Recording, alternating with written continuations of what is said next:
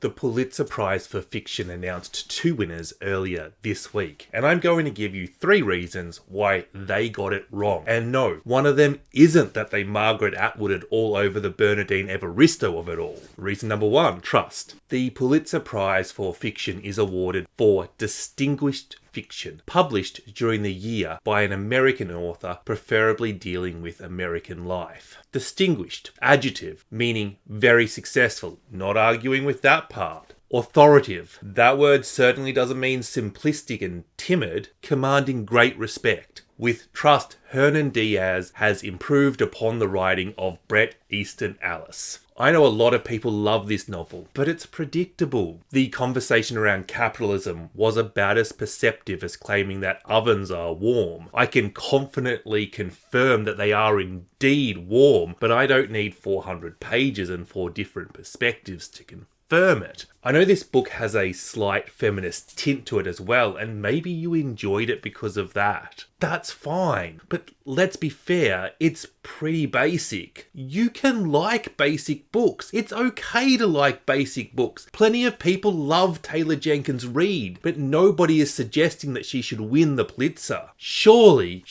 there is a better feminist critique of capitalism out there. Reason number 2, The Immortal King Rayo, a better feminist critique of capitalism. The Pulitzer names 3 finalists each year and picks the winner. This is the 3rd and easily the best book to make the final this year. The story of a Dalit man who migrates to America and becomes CEO of the world, and the dystopian world he creates. It's told from the point of view of his teenage daughter, who has access to his memories and is slowly uncovering them, as quite symbolic because she very clearly doesn't have a future. This is the world capitalism is creating, and it speaks to the migrant experience, the American dream, and how that dream is increasingly unattainable to a new generation due to capitalism. We have a bad guy who is from the lowest caste of India, who slowly forgets from where they came. Vahani Vara has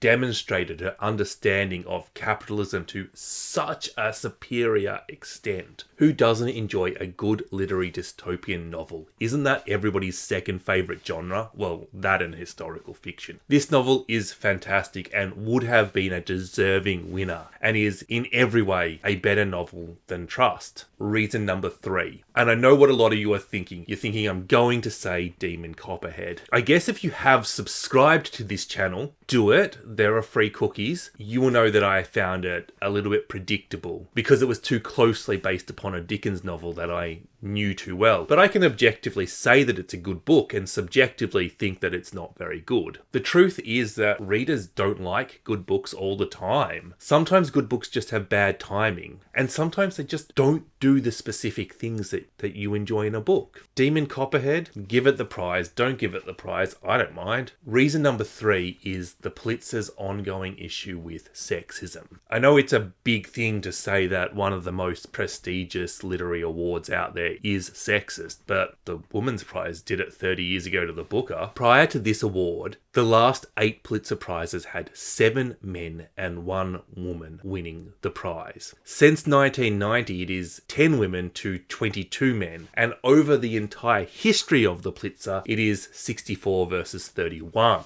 This is an ongoing issue that is seemingly actually getting worse. And yes, sure, I really do agree, give the prize to the best book, but there are 2 issues with saying that. Firstly, these sort of book awards are fundamentally subjective. There is no objective, impartial book quality scale. So it's not like there is some definitive research to fundamentally prove that one book is better than another. We don't even really agree on what a good book should do. The second problem is, unless you fundamentally believe that men are better writers than women, and they're not, the probability of 7 of the last 8 prizes going to men is 3.5%. The probability of 22 of the last 32 is 2.5. And the probability of 64 men winning and 31 women is 0.04%. That is 1 in 2,500. We would expect that to happen once every 250,000 years. If the Pulitzer Prize had been awarded since the beginning of time, the last time we would have expected to see such a run like this, humans would look like this. That is Homo erectus.